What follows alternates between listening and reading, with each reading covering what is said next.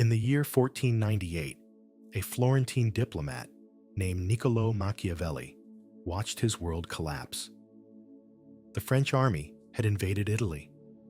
The ruler he served, Piero Soderini, would soon fall from power. Within months, Machiavelli himself would be arrested, tortured, and exiled to a small farm outside Florence.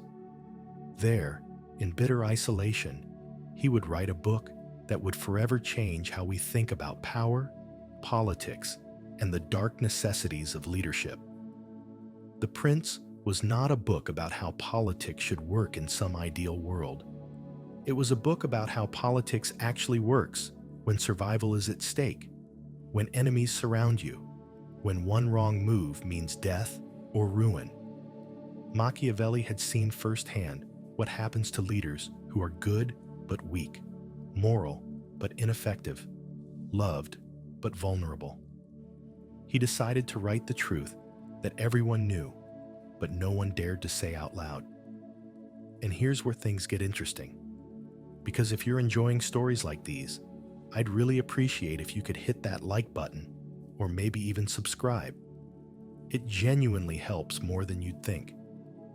I'm always fascinated to know where you're tuning in from, so drop a comment telling me your city and what time it is there right now.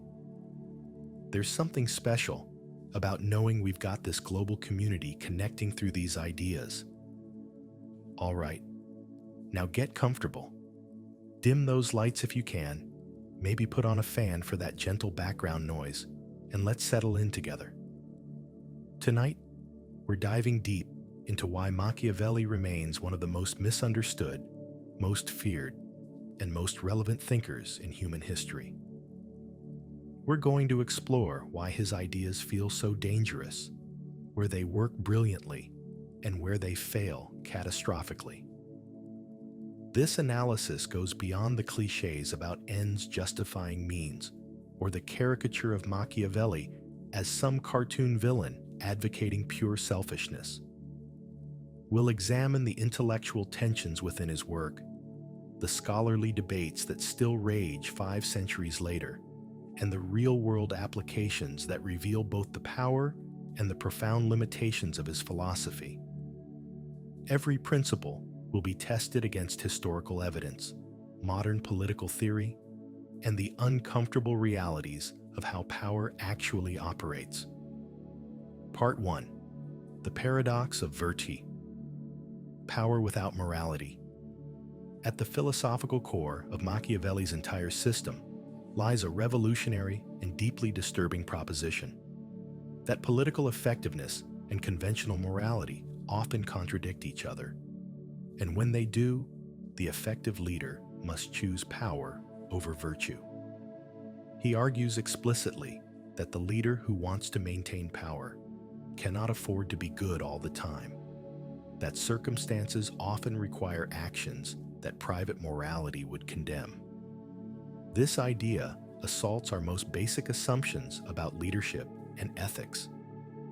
When most people think about good leaders, they imagine someone who combines competence with integrity, someone who achieves results while maintaining moral principles.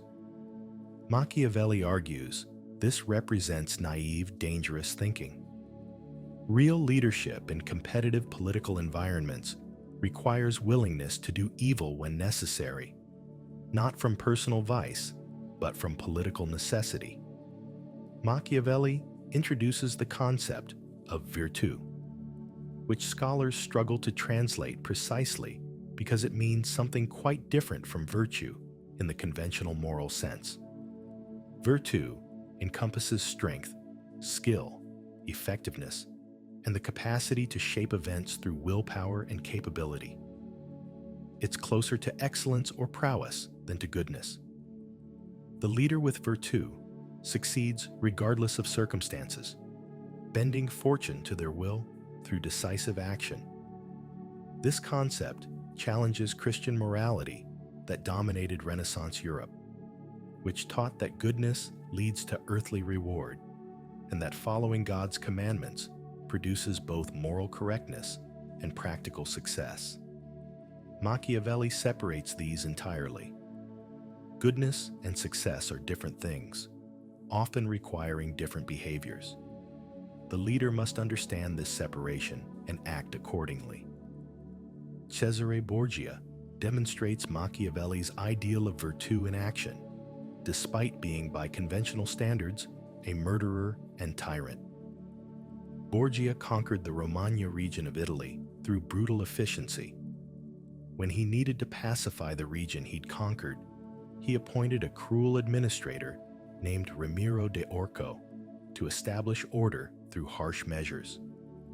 Once order was established and the population feared the government, Borgia had de Orco executed in the town square, cut in half, and displayed publicly. Machiavelli praises this as excellent statecraft. Borgia used cruelty strategically to achieve order, then distanced himself from that cruelty by killing the administrator, making the people grateful to Borgia, while the necessary but unpopular work was already complete. This was virtue in action, understanding what needed to be done, executing it effectively, and managing public perception brilliantly. That it involved manipulating and murdering people was irrelevant to its political excellence. This reveals Machiavelli's most disturbing insight, that politics operates by different rules than private life, and leaders who refuse to recognize this difference will fail, often catastrophically. In private life, we can afford to be kind, honest, and generous because the stakes are personal. In politics, when you're responsible for the survival of the state and the welfare of millions, conventional morality becomes a dangerous luxury that competitors will exploit. But this creates immediate problems that Machiavelli addresses only partially. First, how do you prevent leaders from using necessity as an excuse for any atrocity they wish to commit? Machiavelli says leaders should avoid cruelty except when necessary for maintaining power and security. But who determines necessity? The leader himself? This creates a self-serving standard where anything the leader wants becomes necessary through circular reasoning. The Nazi regime justified atrocities as necessary for national survival and racial purity. Soviet leaders justified mass killings as necessary for building communism. Every tyrant in history has claimed necessity for their crimes. Machiavelli's framework provides no external standard for distinguishing genuine political necessity from self-serving rationalization, leaving the concept vulnerable to unlimited abuse. Second, separating political from personal morality assumes leaders can switch between these modes like changing clothes. But psychological research shows that people who practice deception and cruelty in one domain typically become corrupted, developing habits and rationalizations that bleed into all areas of life. The leader, who lies effectively to enemies, may find lying becomes habitual in all relationships. The leader, who uses cruelty as a political tool, may become genuinely cruel as a person. History provides countless examples of leaders who began with idealistic intentions, but became monsters through the corrupting influence of power exercised without moral restraint. Stalin started as a revolutionary seeking to improve workers' conditions, but became a paranoid tyrant killing millions. The separation Machiavelli proposes between political necessity and personal morality may be psychologically impossible to maintain in practice. Third, Machiavelli underestimates how much political success depends on genuine conviction rather than cynical manipulation. Leaders who truly believe in their cause often inspire followers more effectively than clever manipulators whose cynicism shows through their performances. Authentic passion motivates in ways calculated performance cannot replicate. Martin Luther King Jr. succeeded partly through moral authenticity that contrasted with the cynical calculations of segregationist politicians. His genuine commitment to justice and equality inspired millions in ways pure political skill without moral foundation could not have achieved. Gandhi's moral authority came from actually living his principles rather than strategically performing virtue. Their power derived precisely from refusing Machiavelli's separation between morality and politics. Fourth, conventional morality often proves instrumentally valuable for achieving political objectives, contradicting Machiavelli's assumption that virtue and effectiveness conflict. Leaders who develop reputations for honesty, fairness, and integrity often find these reputations enable political achievements that deception and manipulation cannot produce. George Washington could have made himself king after the Revolutionary War. His officers urged it, the public would have accepted it, and he had the military force to enforce it. His refusal to seize power beyond constitutional limits, his voluntary surrender of power after 2 terms, established precedents and Republican norms that shaped American democracy. This moral restraint paradoxically increased his power and influence far beyond what grasping at monarchy would have achieved. Fifth, Machiavelli's framework assumes leaders care primarily about maintaining power as an end in itself. But many leaders value power instrumentally, as means to achieve other objectives they care about more deeply. For these leaders, maintaining power through means that destroy what they're trying to achieve represents failure even if they retain office. A leader who wants to build a just society but maintains power through unjust means has already failed at their real objective, even if they successfully cling to office. The separation between means and ends Machiavelli proposes may be sustainable if power itself is the goal, but collapses when leaders have substantive values they're trying to realize through political authority. Western political philosophy, since Machiavelli, has largely consisted of attempts to refute or limit his claims by showing that morality and effectiveness need not conflict as absolutely as he suggests. Social contract theory argues that just governance serves rulers' self-interest by preventing rebellion. Democratic theory argues that accountability mechanisms align leaders' interests with public welfare. Liberal theory argues that constitutional constraints protect both rulers and citizens by making power predictable and limited. These frameworks attempt to escape Machiavelli's dilemma by creating institutional arrangements where doing the right thing and maintaining power coincide rather than conflict. Whether they succeed remains debatable, as scandals and abuses of power continue across democratic and non-democratic systems alike, suggesting Machiavelli identified enduring tensions that institutions mitigate but never fully resolve.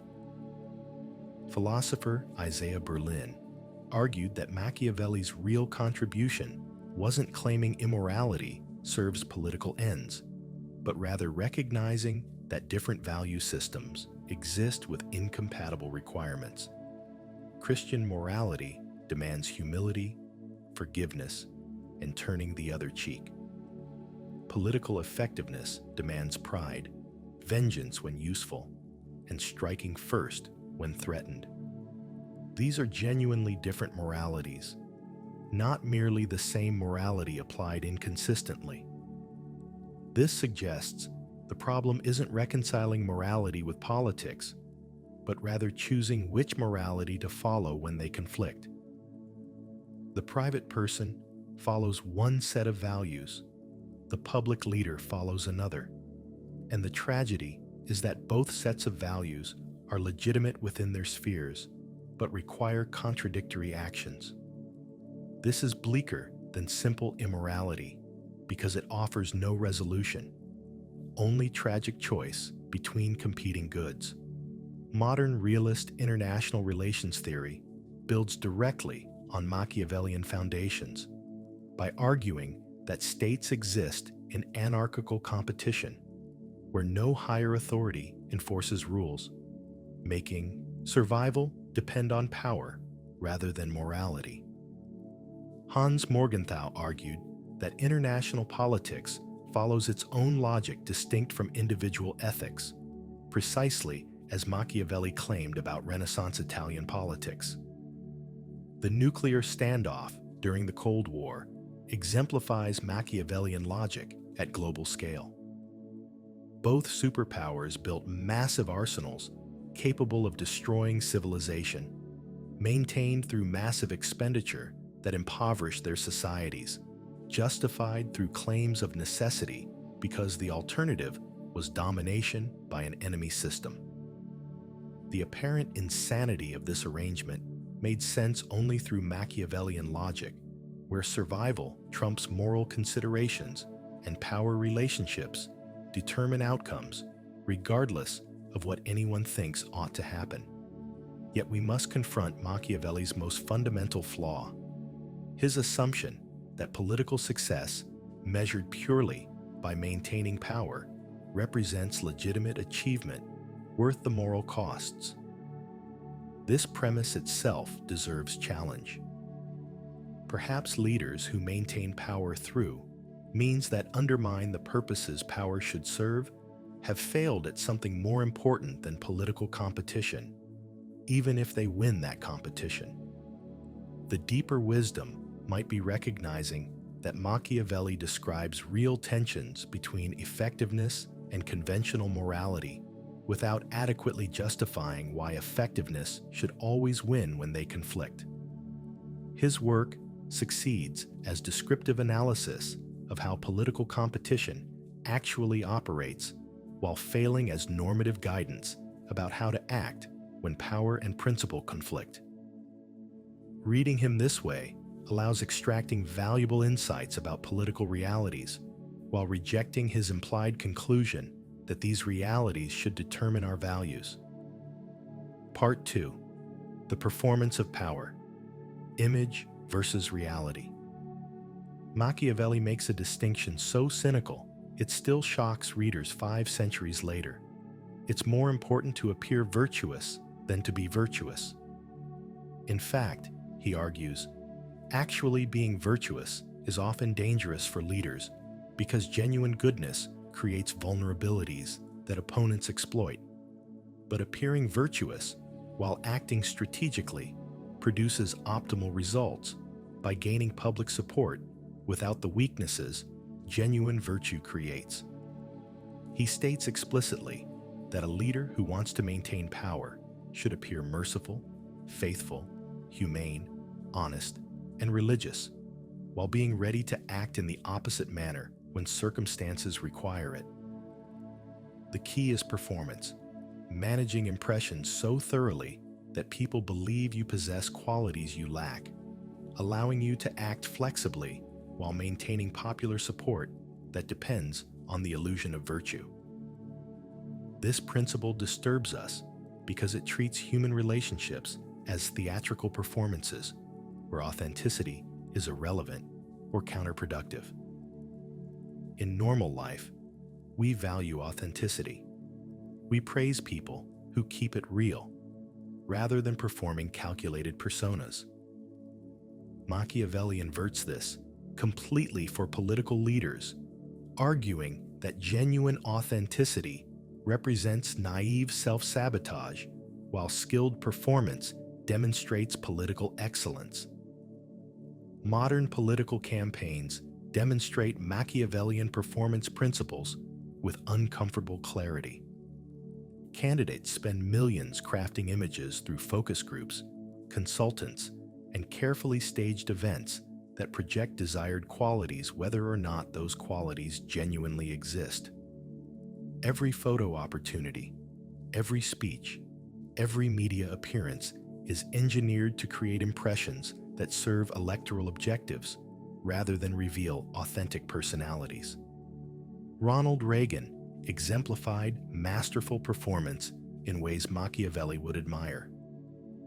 Reagan's public persona radiated warmth, optimism, and grandfatherly wisdom that made millions trust him, even when they disagreed with policies.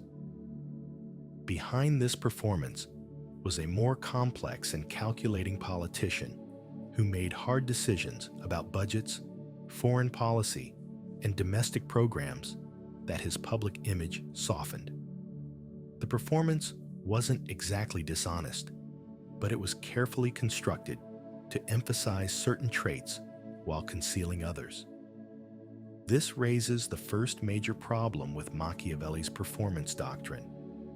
Modern media makes maintaining consistent performances far more difficult than in Renaissance Italy. Every statement gets recorded, every action gets photographed, every contradiction gets exposed by opponents and journalists. The leader who appears religious while acting sacrilegiously, who appears generous while governing meanly, risks exposure that destroys credibility far more catastrophically than honest unpopularity would. Politicians regularly face scandals where private behavior contradicts public image. Moralists exposed for affairs, fiscal conservatives caught with lavish spending, law and order candidates revealed breaking laws. Each scandal demonstrates the fragility of performed virtue when reality contradicts appearance. In Machiavelli's time, controlling information flow was easier. Now, maintaining contradictions between reality and appearance requires sophisticated media management that often fails. Second, the performance model assumes people are easily fooled by appearances despite contradicting evidence. But research on persuasion shows people are often remarkably good at detecting deception, particularly when motivated to scrutinize claims critically. The leader performing virtue while acting viciously may fool some people some of the time, but rarely fools everyone all of the time, and opponents excel at exposing contradictions. Donald Trump presented an interesting case where Machiavellian performance logic seemed to fail. Trump made little effort to appear conventionally virtuous by traditional standards, openly displaying qualities like aggression, vindictiveness, and personal grievance that most politicians carefully conceal. Yet he maintained intense loyalty from supporters precisely because his apparent authenticity, however negative, contrasted with performed phoniness they perceived in conventional politicians.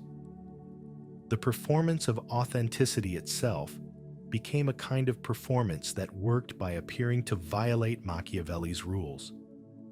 This suggests people may value consistency between appearance and reality more than Machiavelli recognized, even when the reality is negative. Authentic unpleasantness can work better than performed virtue when people doubt everyone's virtue and punish perceived phoniness more than actual vice. Third, performing qualities you lack while concealing your true nature creates enormous psychological strain that becomes difficult to sustain over time. Actors can perform for hours, then return to themselves. Political leaders must maintain performances continuously for years or decades while making consequential decisions under stress that reveals true character. The mask slips, contradictions emerge, and psychological costs accumulate. Richard Nixon's presidency demonstrated these costs. Nixon performed the role of respected statesman while secretly engaging in criminal activities and vendettas against enemies. The contradiction between public image and private reality created paranoia, isolation, and ultimately self-destructive behaviors that destroyed his presidency. The psychological impossibility of maintaining the performance indefinitely contributed to his downfall as much as the illegal activities themselves. Fourth, Machiavelli's emphasis on appearance over reality underestimates how much political success depends on genuine competence that cannot be purely performed. You can perform the appearance of intelligence, courage, or wisdom briefly, but governing effectively requires actually possessing these qualities. Reality eventually reveals whether the leader can deliver results, and no amount of performed virtue compensates for genuine incompetence. Leaders who are all performance and no substance often enjoy initial success, but fail when circumstances require actual skills they lack.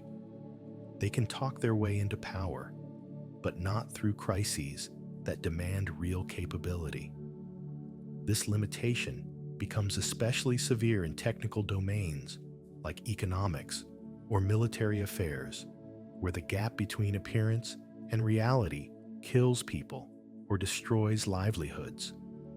Fifth, focusing on managing appearances can distract from actually achieving objectives, turning politics into pure theater, where winning approval becomes the goal, rather than accomplishing substantive purposes that leadership exists to serve. Leaders become more concerned with how policies look than whether they work, more focused on press coverage than actual outcomes. This critique matters especially in democratic systems where media and public opinion shape political viability. Leaders spend enormous time managing appearances because appearances determine whether they keep power. But this time comes at the expense of actually governing. The appearance management apparatus itself becomes a massive waste of resources that produces no value except maintaining the illusion that generates support. Sixth, the performance model assumes clear separation between private reality and public appearance that may not actually exist psychologically. People who perform certain roles consistently often internalize those roles, becoming the persona they projected even if they initially adopted it cynically. The leader who performs religious devotion may genuinely become religious through the performance. The leader who performs compassion may develop genuine compassion through habitually acting compassionate. This psychological dynamic means Machiavelli's distinction between being and appearing may collapse in practice as performances become realities through habitual embodiment. If so, his advice to appear virtuous while remaining flexible to act viciously may be psychologically unstable, as the performance either reveals itself as performance or transforms into genuine trait through practice. Seventh, modern psychology reveals that trust, once lost through detected deception, is extraordinarily difficult to rebuild. The leader exposed as performing virtue while lacking it suffers permanent credibility damage that undermines all future communications. Building trust through consistent, authentic behavior, even when that behavior is imperfect, often produces more stable political foundations than brilliant performances that risk catastrophic collapse if exposed. This suggests Machiavelli may have reversed the correct strategy. Perhaps leaders should establish genuine reputations for reliability and honesty on important matters, accepting that this sometimes constrains options, because the credibility gained through authentic consistency enables more effective persuasion when it matters most. The leader known as genuinely honest can occasionally lie and be believed. The leader known as performing honesty is never trusted, even when telling truth. Despite these critiques, Machiavelli's core insight remains uncomfortably valid. Perception shapes reality and politics in ways that make appearance management essential for effectiveness. Leaders who do good work but fail to communicate it lose to competitors who do worse work but communicate better. Competence without perception management is often insufficient for political success, however unfair this seems. The challenge is calibrating the balance between substance and appearance, investing enough in perception management to get credit for real achievements while maintaining enough substance that achievements exist to publicize. Machiavelli's extreme emphasis on appearance over reality fails because it produces hollow performances that collapse under scrutiny. But the opposite extreme of ignoring appearances fails because it allows others to define your image regardless of your actual qualities. Perhaps the synthesis is recognizing that managing perceptions is legitimate and necessary, but should be grounded in genuine achievement and authentic qualities rather than pure fabrication. Exaggerating strengths you possess is different from inventing strengths you lack. Concealing minor weaknesses is different from hiding fundamental character flaws. The line between legitimate presentation and fraudulent deception matters morally, even if Machiavelli dismisses it politically. Modern leaders who succeed sustainably typically master both domains. They develop genuine competence and achievements, while also skillfully communicating those achievements to constituencies whose support determines political viability. They perform authenticity, which sounds paradoxical, but captures something real about how successful modern leadership operates. The performance serves the substance rather than replacing it. Machiavelli forces us to confront that political leadership involves unavoidable theatrical elements, that how things appear matters at least as much as how they actually are, and that leaders who refuse to engage in perception management lose to competitors who master it. But his cynical embrace of appearance without reality as optimal strategy fails because performances eventually confront reality in ways that expose contradictions between image and truth. The deeper lesson is that managing appearances is necessary but insufficient, that the gap between reality and appearance must be managed carefully rather than maximized, and that sustainable political success requires both genuine capability and skillful presentation, rather than choosing one over the other as Machiavelli suggests. Part 3. Fear versus love. The dark mathematics of control. Machiavelli poses one of political philosophy's most disturbing questions. Is it better for a leader to be loved or feared? His answer reveals the cold calculation at his philosophy's heart. He concludes that while being both loved and feared is ideal, when you must choose between them, it's far safer to be feared than loved. Love depends on human goodness and gratitude, which are unreliable and easily broken when self-interest suggests betrayal.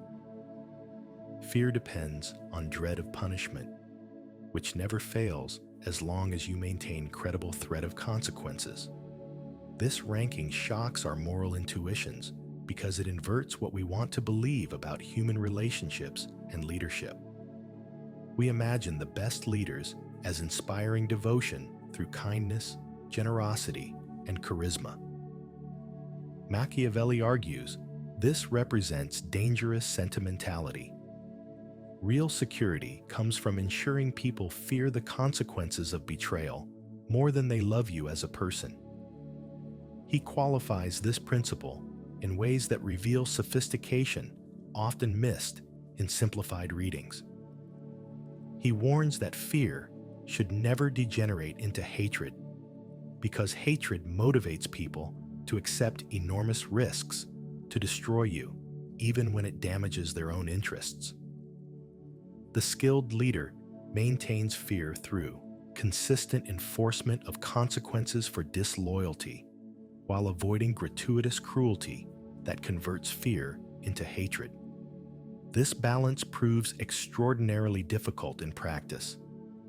Joseph Stalin exemplifies the principle taken to monstrous extremes. Stalin ruled through terror so pervasive that even high-ranking officials lived in constant fear of arrest, torture, and execution for the slightest perceived disloyalty. This fear kept potential opponents paralyzed, unable to coordinate challenges to his power, because everyone suspected everyone else might be an informant.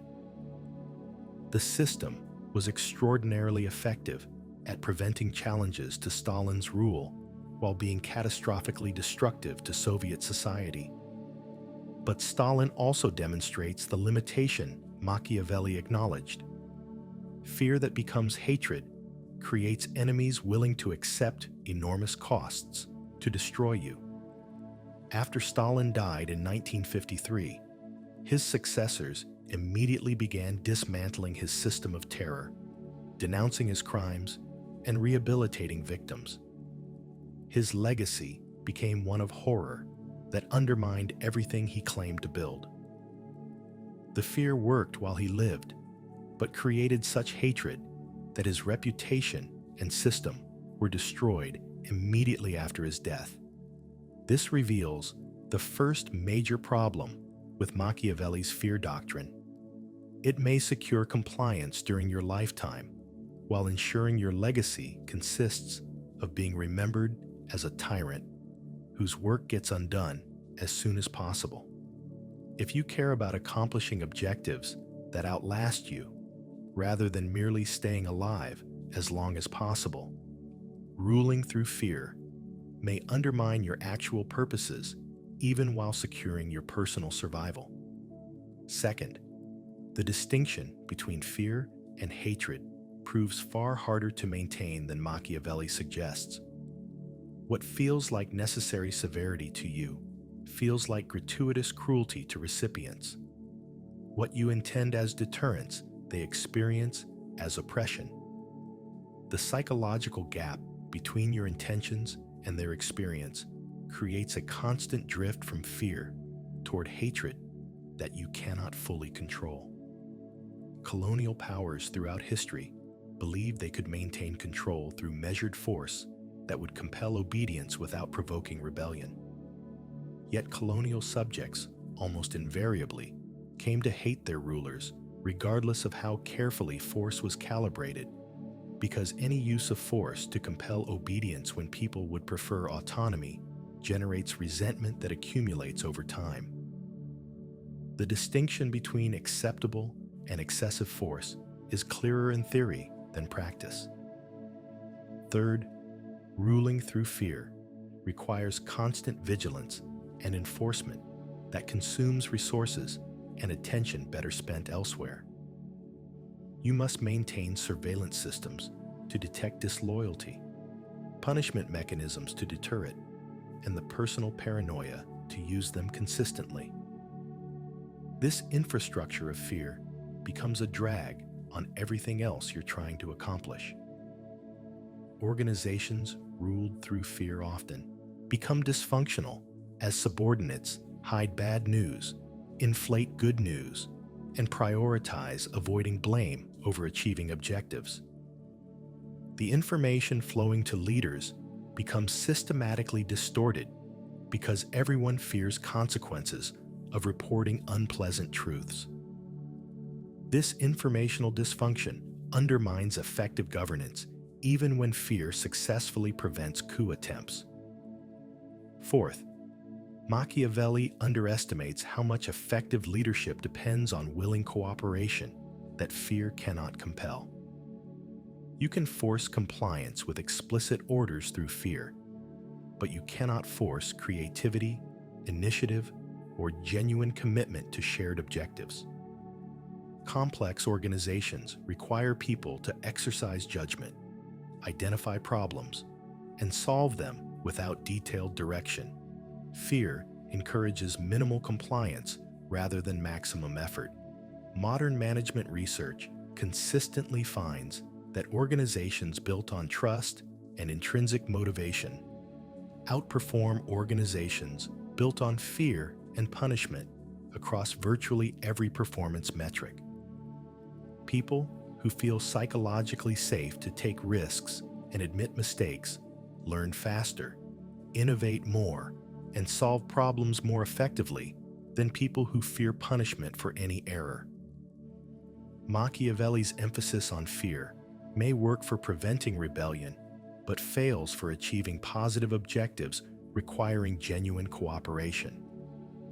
Fifth, the fear versus love dichotomy may be false, with respect being more important than either. People who respect leaders as competent, fair, and serving legitimate purposes will follow effectively without requiring either love or fear.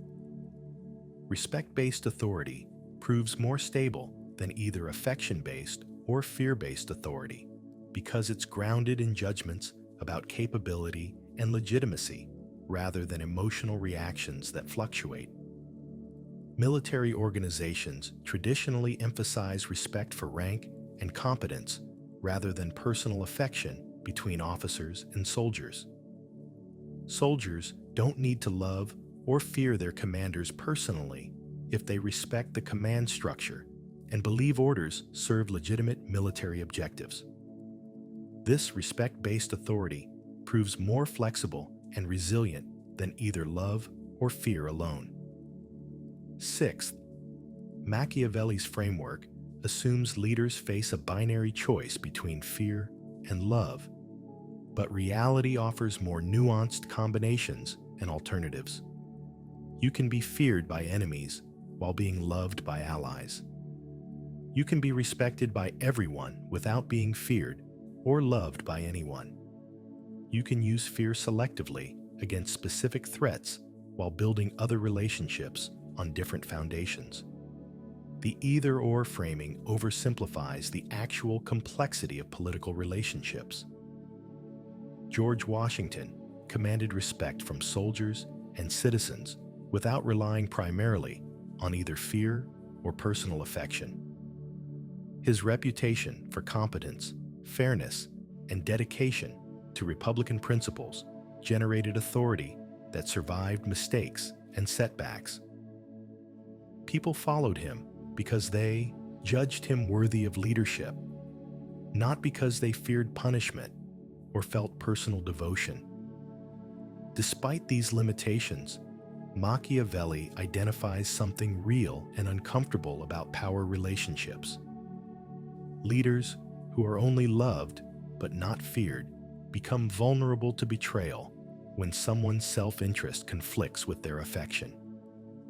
The person who loves you but sees advantage in betraying you may choose advantage over affection, especially if they believe you lack the will or capability to punish betrayal.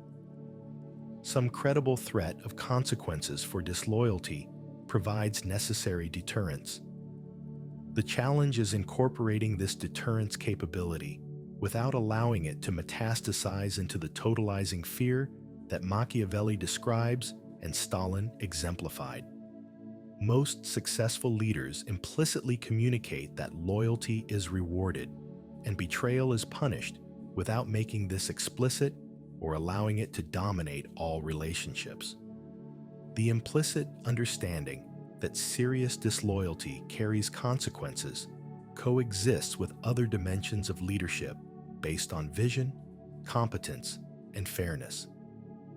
Perhaps the synthesis is recognizing that sustainable political authority combines multiple foundations: respect for competence and fairness, shared commitment to legitimate objectives, trust built through consistent behavior, and yes, some element of fear regarding consequences for serious betrayal. No single foundation suffices alone, and different situations emphasize different elements appropriately. Machiavelli's error is not recognizing that fear matters, but rather concluding that fear should predominate when circumstances force choices. His argument that fear is safer than love because fear is more reliable reveals a profound pessimism about human nature and political relationships that, while containing truth, becomes self-fulfilling when leaders act on it. Expecting betrayal and ruling through fear creates conditions where betrayal becomes rational, validating the initial pessimism that justified the fear-based approach. Leaders who extend trust conditionally, who build genuine relationships while maintaining capability to punish serious betrayal, often create more stable authority than leaders who rely primarily on fear because they never gave trust a chance to develop. Machiavelli's advice to prefer fear over love may be accurate for the most hostile competitive environments, but becomes needlessly dystopian when applied universally to all political relationships. The deepest wisdom is recognizing that the question itself, whether to be feared or loved, already accepts too much of Machiavelli's frame. Better questions ask how to build legitimate authority that people follow because they judge it appropriate rather than because they fear you or love you personally.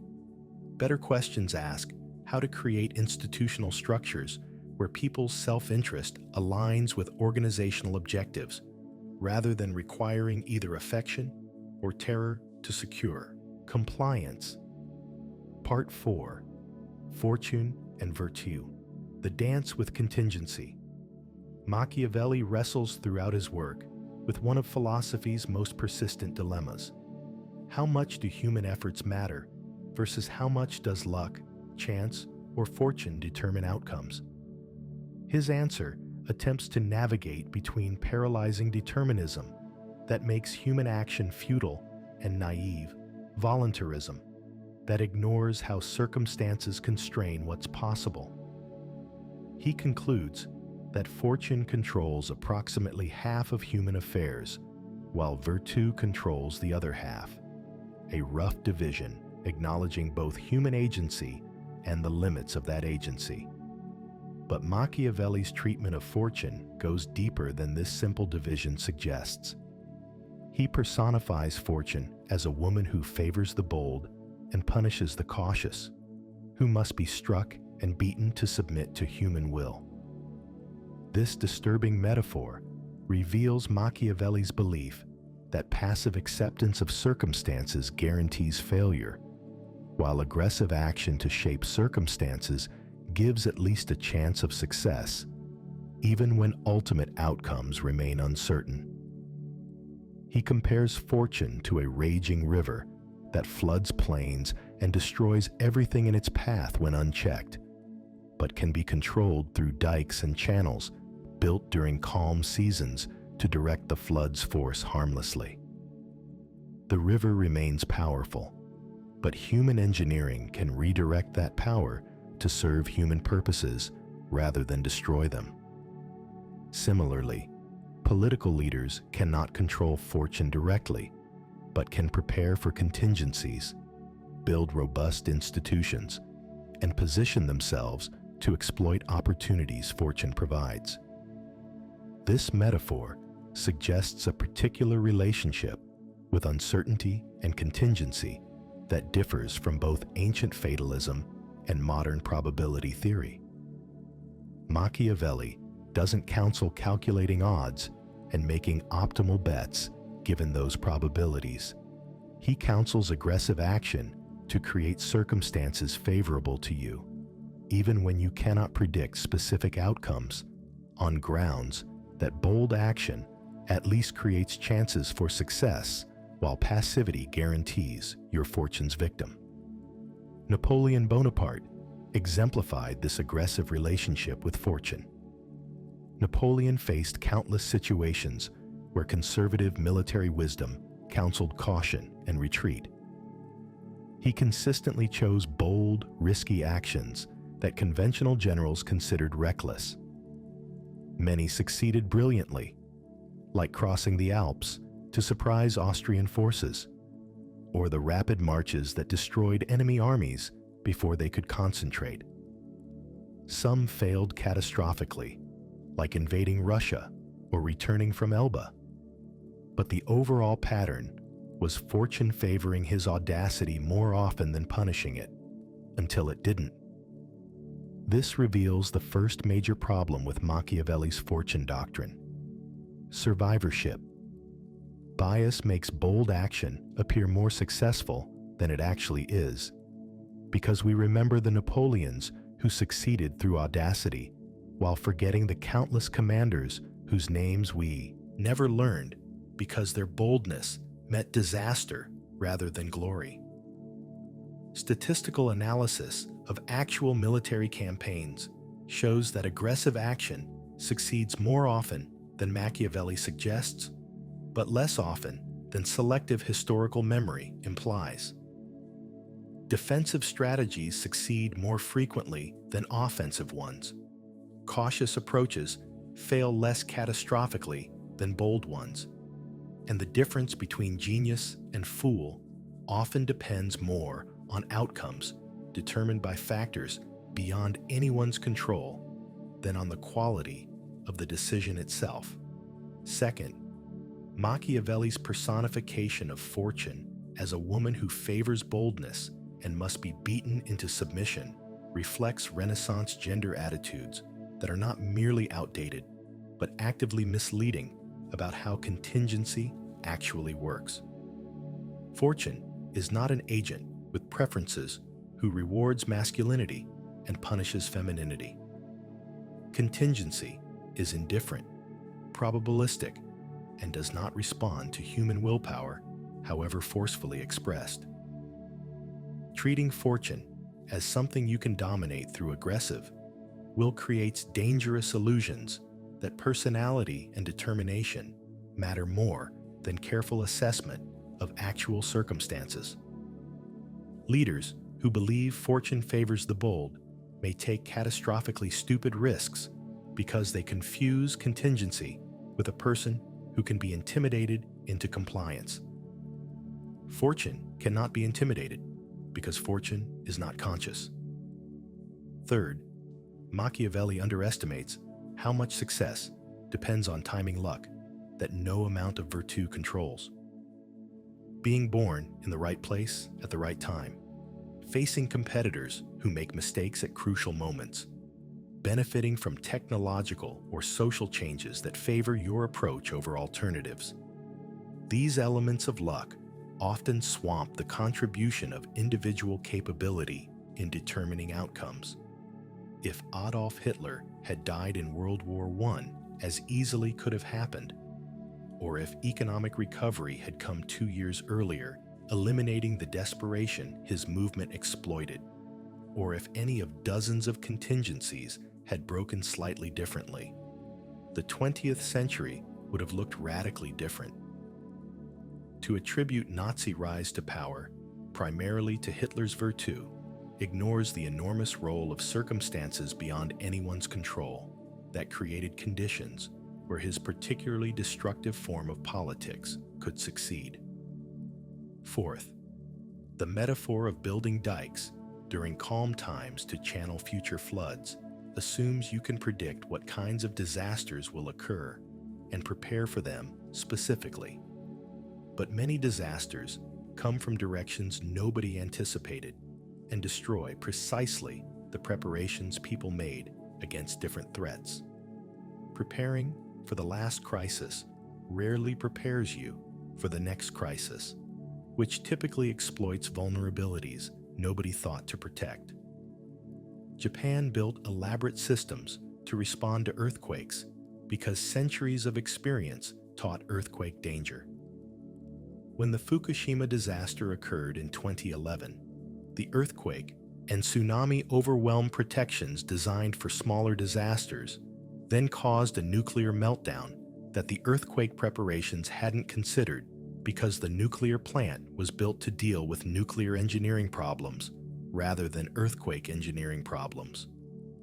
Preparation helped, but couldn't prevent catastrophe from an attack vector that the preparers hadn't adequately imagined. Fifth, Machiavelli's emphasis on virtue overcoming fortune through forceful action underestimates how much success often depends on knowing when not to act, when to conserve resources and wait for better circumstances rather than forcing action when conditions are hostile. Sometimes, the boldest action is choosing patience rather than immediate strike. Warren Buffett's investment success came largely from patience, waiting years for good opportunities rather than investing continuously regardless of circumstances. His famous quote that the stock market is a device for transferring wealth from the impatient to the patient directly contradicts Machiavelli's implicit bias toward action over patience, boldness over caution. Sometimes, fortune favors those who wait for the right moment rather than those who strike constantly. Sixth, modern understanding of probability, statistics, and risk assessment provides tools for engaging with uncertainty that Machiavelli lacked. Rather than personifying fortune and advocating bold action to dominate it, contemporary approaches involve calculating probabilities, managing downside risks, and constructing portfolios of initiatives that collectively succeed even when individual initiatives fail unpredictably.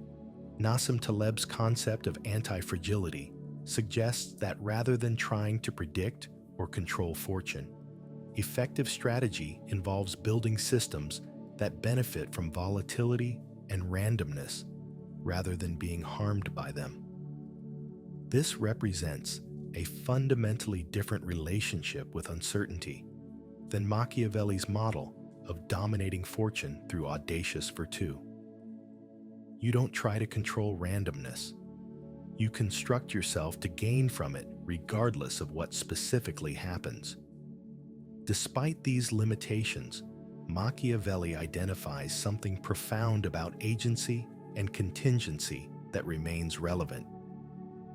Pure determinism that treats human action as irrelevant to outcomes produces paralysis where nobody tries to improve anything because all outcomes are supposedly predetermined. Pure voluntarism that ignores how circumstances constrain possibilities produces naive optimism that crashes against reality's limits. Machiavelli's rough division between fortune and virtue attempts to navigate between these extremes. The challenge is formulating this relationship between agency and contingency without Machiavelli's problematic metaphors about beating fortune into submission. Perhaps the synthesis involves recognizing that we operate within constraints we didn't choose and cannot fully control. But within those constraints, our choices matter significantly for determining which of many possible outcomes actually occurs. We're neither omnipotent nor impotent, neither fully free nor completely determined. This means effective strategy involves simultaneously acknowledging limits while acting boldly within those limits, accepting uncertainty while preparing as well as possible for contingencies, recognizing luck's role while maximizing capability's contribution, and maintaining what Reinhold Niebuhr called the serenity to accept what cannot be changed, the courage to change what can be changed, and the wisdom to know the difference. Machiavelli's emphasis on virtue as active force shaping circumstances serves as necessary corrective to passive acceptance of fate that prevents people from exercising whatever agency they actually possess. His insistence that fortune favors the bold captures something psychologically true about how successful people approach challenges, even if the metaphor misleads about fortune's actual nature. But his framework requires supplementation with probability theory about managing risk, with psychological research about when confidence becomes overconfidence, with historical analysis about the role of luck in outcomes, and with philosophical sophistication about how determinism and agency can both be true in different senses that Machiavelli's either-or framing obscures. The ultimate lesson about fortune and virtue is that we cannot escape uncertainty about outcomes, even when we act optimally. That luck plays a larger role than we're typically comfortable acknowledging, that preparation and capability matter enormously within the space luck creates, and that wisdom involves neither ignoring fortune through naive belief in pure will, nor surrendering to fortune through deterministic passivity, but rather engaging fortune as a partner in an unpredictable dance where we cannot control the music, but can learn to move gracefully, regardless of what rhythm plays. Part 5. Republics versus Principalities. The Paradox of Popular Government. One of Machiavelli's most fascinating contradictions emerges when comparing The Prince with his other major work, The Discourses on Livy. The Prince offers advice for autocratic rulers maintaining power through force and manipulation. The Discourses praises republican government and analyzes how Rome achieved greatness through popular participation and mixed constitution, balancing different social classes. Scholars have debated for centuries whether these works contradict each other or whether they address different circumstances requiring different political forms. Machiavelli seems to genuinely believe that republican government, where power is shared among citizens through laws and institutions rather than concentrated in a single ruler, produces more stable, prosperous, and powerful states than principalities where one person holds absolute authority. Rome's greatness came from popular vigor and institutional durability that no monarchy could match. Yet he also recognizes that republics are difficult to establish and maintain, requiring civic virtue among citizens that often doesn't exist or has been corrupted by previous tyranny. This creates a paradox at the heart of Machiavelli's political philosophy. He sees clearly that popular government works better than autocracy when it works, but he also sees that making it work requires conditions that often don't exist, meaning autocracy becomes necessary in corrupt circumstances, even though it's inferior in ideal circumstances. His advice in The Prince is not that principalities are best, but rather that they're necessary when the population lacks the virtue required for republican government. The American founding demonstrates both the appeal and difficulty of republican government in ways Machiavelli would recognize. The founders designed a constitutional system distributing power through checks and balances, representation, federalism, and separation of powers that would allow popular government while preventing tyranny of majority or minority. They succeeded in creating durability that has survived 2.5 centuries despite enormous pressures. But this required extraordinary conditions that rarely exist. An educated populace with traditions of self-government, relative economic equality preventing class polarization, physical separation from other great powers, preventing constant military threats that undermine liberty, and unusual leadership willing to accept constitutional limits rather than grasping at tyranny when circumstances might have allowed it. The Republic succeeded because conditions were favorable in ways Machiavelli would consider fortunate rather than typical. This reveals the first problem with Machiavelli's Republican philosophy. It may be a counsel of perfection that works only under nearly ideal conditions that rarely exist in practice. Most societies attempting Republican government have failed, often catastrophically, either descending into anarchy when popular passions overwhelm institutions, or reverting to autocracy when strongmen exploit disorder to seize power. The French Revolution's descent from democratic idealism into terror and then Napoleonic dictatorship exemplifies this pattern. Second, Machiavelli's distinction between principalities and republics may be less sharp than he suggests, with actual governments mixing elements of both in ways that defy neat categorization. Even democracies concentrate certain powers in executives during emergencies. Even autocracies distribute some powers through institutions and laws that constrain rulers.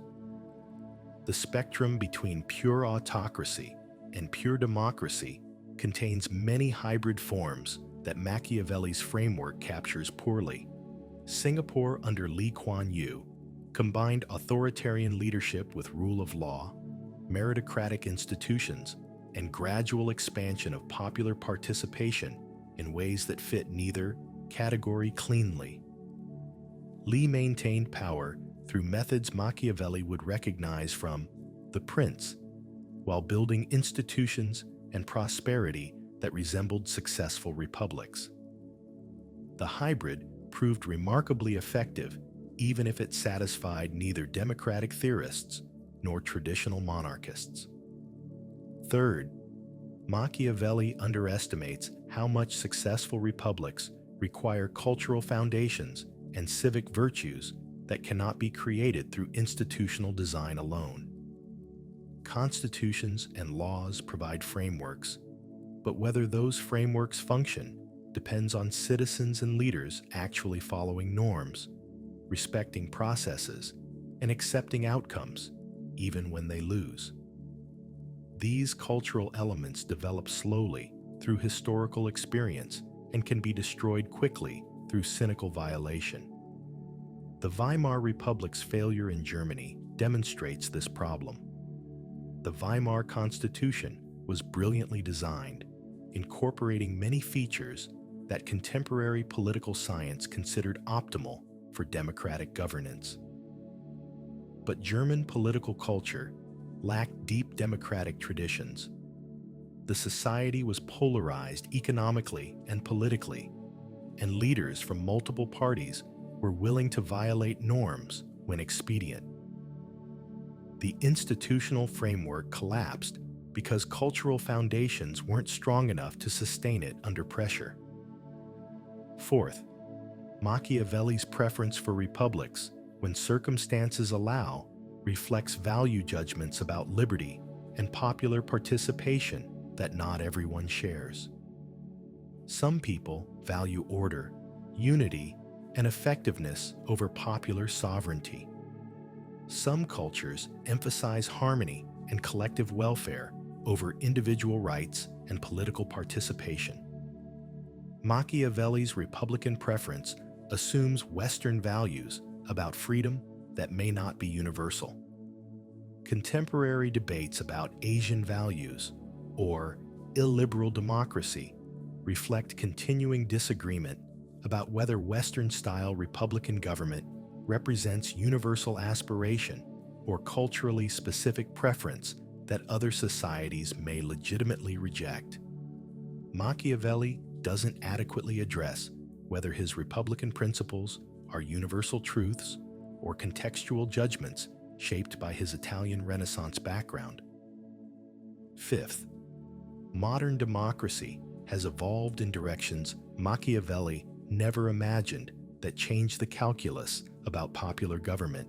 Universal suffrage, professional politicians, mass media, party organizations, interest groups, bureaucratic administration, and globalized economics create a political environment radically different from Renaissance city-states or ancient Rome. Many traditional arguments for and against popular government simply don't apply to contemporary mass democracy. Machiavelli worried about mob rule and popular passion overwhelming reasoned deliberation. Modern democracies worry more about apathy, manipulation through sophisticated media, capture by organized interests, and technocratic governance that excludes popular participation. The problems facing contemporary democracy differ fundamentally from those Machiavelli analyzed, requiring updated frameworks that his work can inform but not directly resolve. Sixth, the relationship between political form and performance may be more contingent than Machiavelli suggests. Some autocracies perform brilliantly in producing prosperity, stability, and even certain liberties.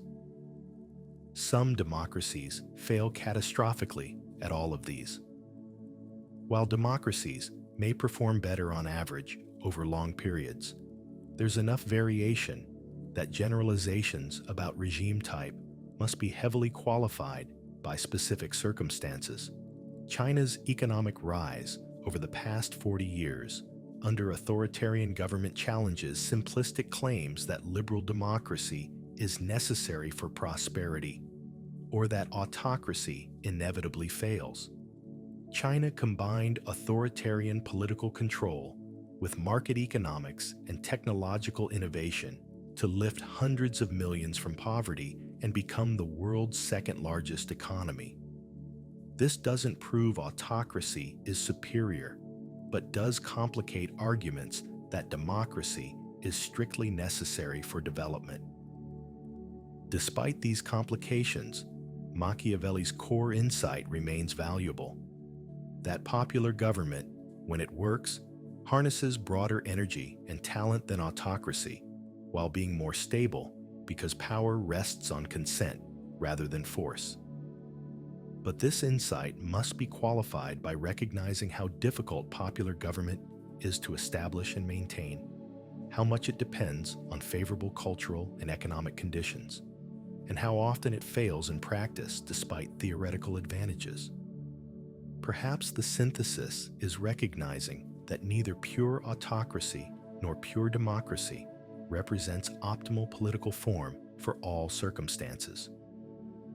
Different situations may require different arrangements, and wisdom involves matching political form to circumstances rather than declaring one superior regardless of context.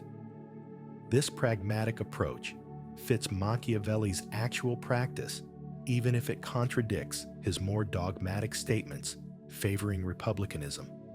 The deeper lesson is that all political forms face tragic trade-offs between competing goods like liberty and order, participation and effectiveness, diversity and unity, that no institutional arrangement satisfies all values simultaneously. Machiavelli's wrestling with republicanism and principalities reflects these genuine dilemmas rather than revealing inconsistency or confusion. Sometimes we face choices between flawed alternatives where wisdom involves choosing the least bad option for specific circumstances rather than implementing ideal solutions that circumstances don't permit. Part 6. The strategic use of violence. Cruelty well and badly used. Perhaps Machiavelli's most shocking principle, the one that most directly justifies calling his philosophy dangerous, concerns his explicit treatment of cruelty and violence as tools of statecraft that can be used well or badly. He doesn't condemn violence as inherently wrong. He analyzes it as a technique that leaders must understand and apply skillfully when circumstances require it. This instrumental treatment of cruelty, judged purely by effectiveness rather than moral status, represents Machiavelli at his most disturbing. He distinguishes between cruelties well used and cruelties badly used. Cruelties well used are those done once, quickly, decisively, and then replaced with benefits that make the population forget the initial violence. Cruelties badly used are those done gradually, inconsistently, or continuously, keeping the population constantly fearful without ever providing the benefits that would reconcile them to the new order. Effective cruelty is concentrated, swift, and transitional. Ineffective cruelty is diffuse, prolonged, and permanent. This analysis treats human suffering as a cost to be optimized like any other expenditure, something to be minimized not from moral concern, but from strategic efficiency. The cold utilitarianism that judges cruelty only by whether it successfully accomplishes political objectives, not by the suffering it causes to victims, reveals moral bankruptcy at Machiavelli's philosophical core that even sympathetic readers struggle to defend or excuse. Oliver Cromwell's conquest of Ireland in 1649 demonstrates Machiavellian cruelty applied systematically. When Irish towns resisted, Cromwell's forces massacred entire garrisons as examples. The garrison at Drogheda, approximately 3,000 soldiers and civilians, was slaughtered to the last person. This horrific cruelty was intended to make other Irish towns surrender without resistance, and it worked. Many subsequent towns surrendered immediately when Cromwell appeared, having learned that resistance meant total annihilation. From a purely strategic perspective, absent moral constraints, Cromwell's cruelty was well used in Machiavelli's terms. It accomplished political objectives efficiently by terrorizing the population into submission.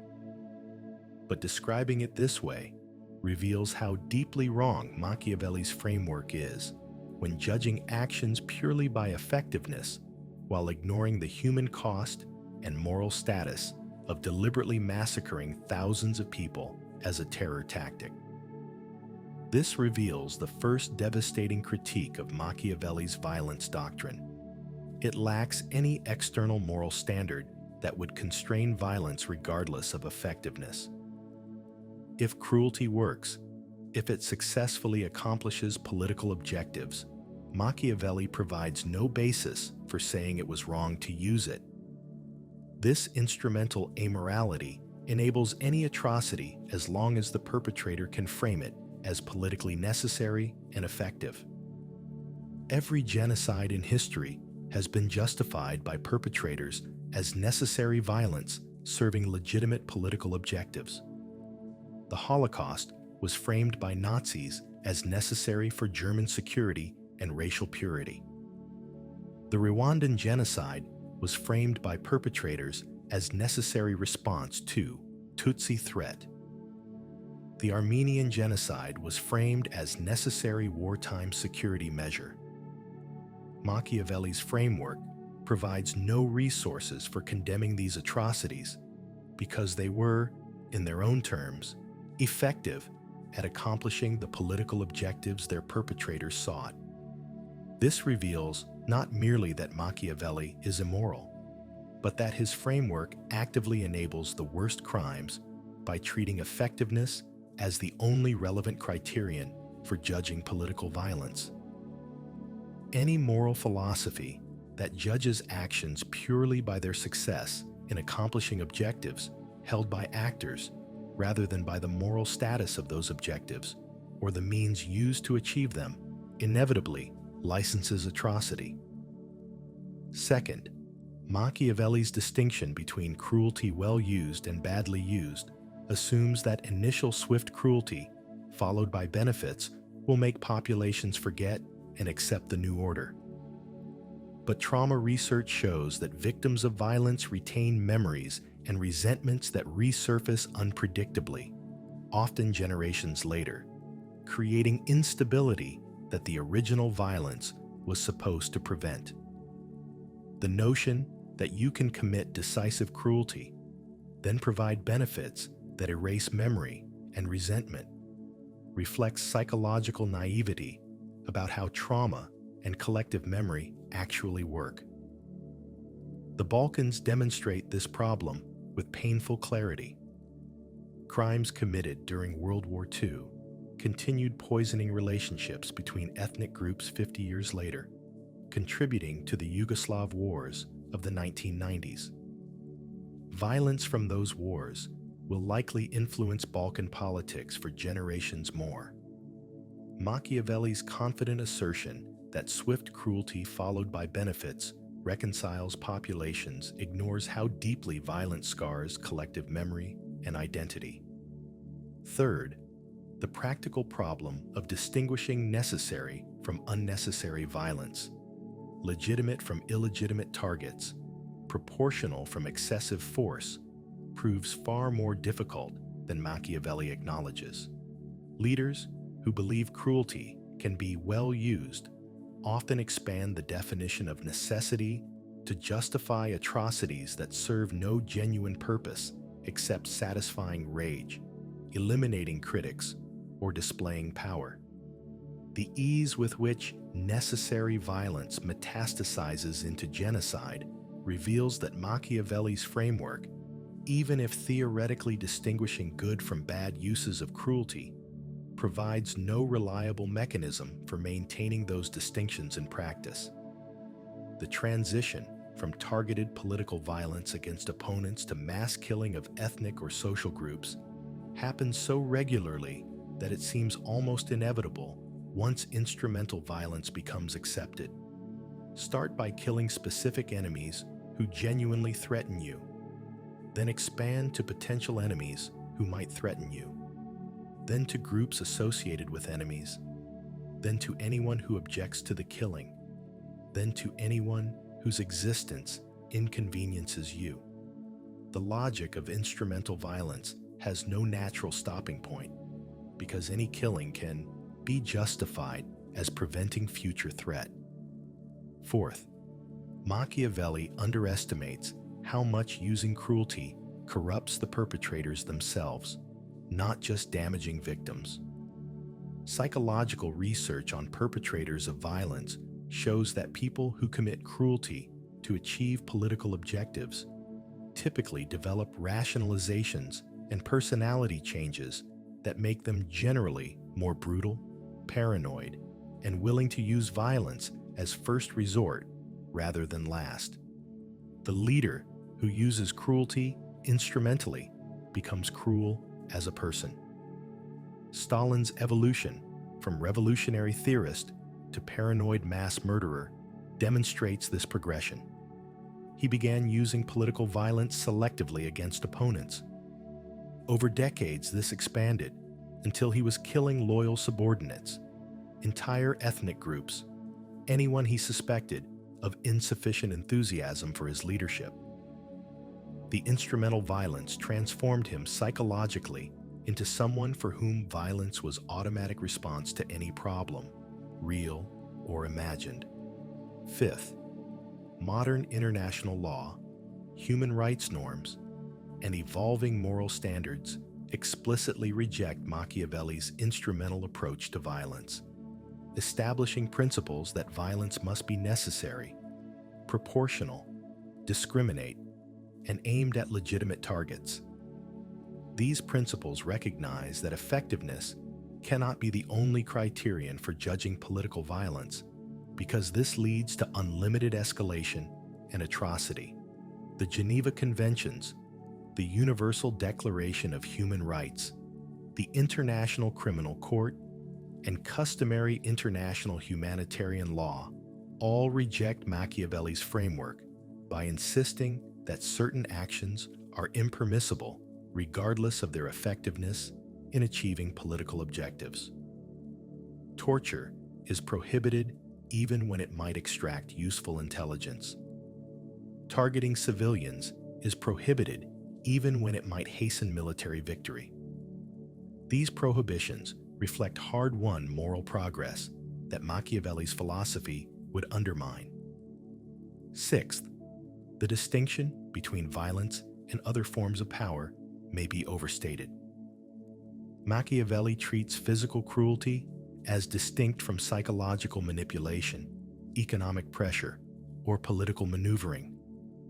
But modern understanding recognizes that all these represent forms of violence in broader sense, all cause suffering and coerce compliance, and all face similar moral questions about when power may be exercised over others regardless of form. Psychological torture leaves no physical marks, but causes profound suffering. Economic sanctions kill through starvation rather than bullets, but still kill. Political persecution destroys lives through imprisonment and exile. Machiavelli's focus on physical cruelty as special category may mislead by suggesting that other forms of power are morally unproblematic when they raise similar ethical concerns about instrumentally harming people to achieve political objectives. Despite these devastating critiques, we must acknowledge Machiavelli confronts something real about political violence that squeamish avoidance cannot resolve. Politics sometimes involves violent conflict between groups with incompatible objectives, where someone will be harmed regardless of what anyone does. Pretending violence never serves legitimate purposes, that it's always avoidable through sufficient goodwill, represents dangerous naivety that leaves moral people defenseless against immoral opponents willing to use force. The challenge is incorporating legitimate violence into political theory without falling into Machiavellian amorality that treats all violence as equally justified by effectiveness. This requires moral frameworks that distinguish legitimate from illegitimate violence, necessary from unnecessary harm, proportional from excessive force, and defensive from aggressive action. These frameworks exist in just war theory, international humanitarian law, and constitutional restrictions on state violence. Machiavelli's error is not recognizing that violence sometimes serves legitimate purposes, but rather reducing all judgment about violence to effectiveness while ignoring moral status. The synthesis involves accepting that violence is sometimes necessary while insisting it remains subject to moral evaluation beyond pure instrumentality. Effectiveness matters, but not exclusively. The question is not just whether violence works, but whether it's right. Not just whether it accomplishes objectives, but whether those objectives themselves are legitimate, and whether the harm caused is proportional to goods achieved. The deeper wisdom might be recognizing that some means are so destructive of human dignity that they corrupt both perpetrator and victim in ways that make them impermissible regardless of effectiveness. Machiavelli's framework cannot accommodate this possibility because it treats humans purely as objects to be manipulated for political ends rather than as beings with inherent dignity that constrains how they may be treated even by their enemies. Modern just war theory attempts to navigate these dilemmas by distinguishing jus ad bellum, justice of going to war, from jus in bello, justice in conducting war. The first asks whether the cause justifies using violence at all. The second asks what methods are permissible even in just wars. Machiavelli collapses these distinctions by judging everything through effectiveness, but maintaining them allows acknowledging that some wars are justified while some methods remain wrong, even in justified wars. The challenge for contemporary leaders is accepting the tragic reality that political authority sometimes requires using force against people who threaten legitimate social order, while maintaining moral and legal constraints that prevent this necessary power from metastasizing into tyranny. This requires wisdom that Machiavelli's pure instrumentalism cannot provide, because it demands balancing competing values rather than reducing everything to one dimension of effectiveness. Perhaps the most important lesson is negative, that we should be deeply suspicious of anyone who argues that cruelty can be well used if only applied with sufficient skill. History demonstrates repeatedly that people who believe this invariably use far more cruelty than genuine necessity requires, because believing cruelty is merely a tool makes it psychologically easier to employ and harder to recognize when it crosses from necessity into atrocity. Part 7. Machiavelli and Democracy, an unstable relationship. One of history's great ironies is that Machiavelli, often condemned as the philosopher of tyranny, has been extensively invoked by democratic theorists, trying to understand how popular government can survive in a dangerous world filled with enemies who don't play by democratic rules.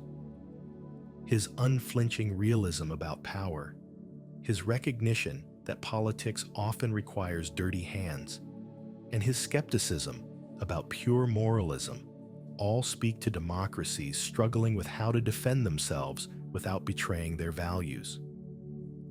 Yet the relationship between Machiavelli's philosophy and democratic governance remains deeply problematic.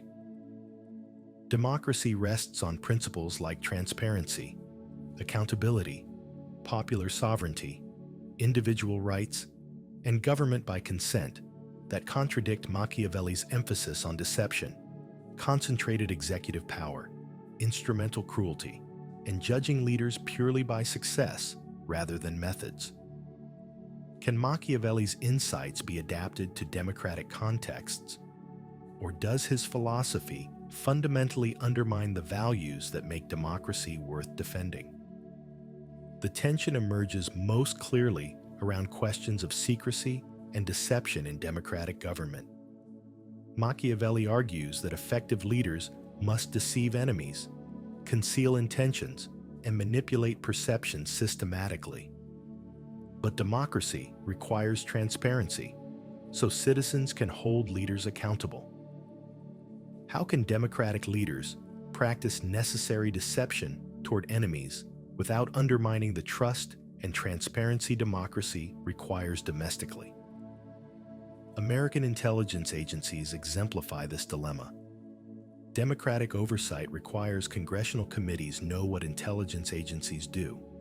Yet operational effectiveness requires keeping secrets not just from foreign enemies, but from Congress itself, because legislators leak information selectively. The result is an uncomfortable hybrid, where intelligence agencies sometimes deceive even domestic overseers, justified as necessary for security, but potentially enabling abuses that democratic accountability exists to prevent. This reveals the first major tension between Machiavelli and democracy. His framework assumes concentrated executive power, making rapid decisions without extensive consultation or transparency. Exactly the opposite of democratic governance, emphasizing deliberation, accountability, and distributed decision-making. The deception and swift action Machiavelli prizes work best with autocratic decision-making that democracy explicitly rejects. Second, Machiavelli's emphasis on effective leadership, regardless of moral niceties, conflicts with democratic values about individual rights and human dignity that limit what governments may do, even in pursuit of security or other goods.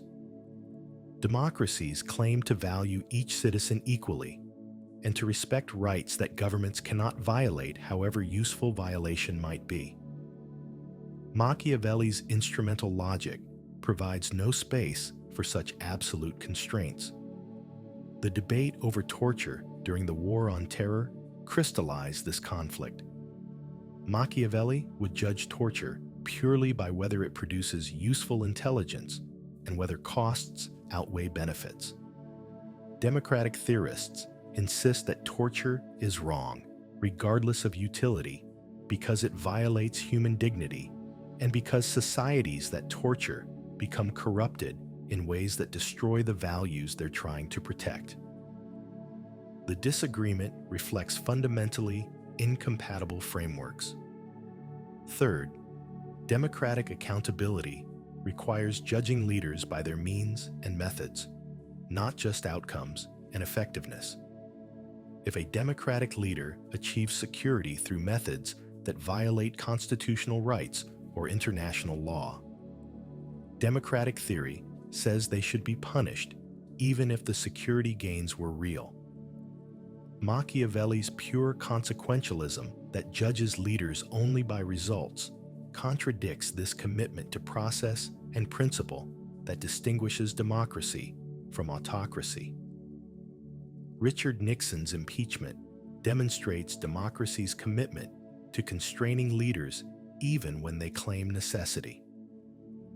Nixon justified illegal surveillance, obstruction of justice, and abuse of power as necessary for national security. Perhaps some of these actions were effective at achieving security objectives, but democracy insists that effectiveness doesn't excuse illegality, that leaders must follow lawful processes even when shortcuts might work better. This principle-centered approach contradicts Machiavellian success-centered evaluation. Fourth, Machiavelli's view that leaders should appear virtuous while being prepared to act viciously when necessary creates special problems in democracies where leaders are supposed to actually embody democratic values rather than merely performing them. Democratic theory holds that leaders should be first among equals who genuinely share commitments to equality, liberty, and popular sovereignty, rather than manipulative elites who view the public as marks to be managed. This creates a dilemma because some element of performance and image management is arguably necessary for effective democratic leadership. But too much undermines the authentic connection between leaders and citizens that democracy requires. Where exactly is the line between legitimate communication and Machiavellian manipulation?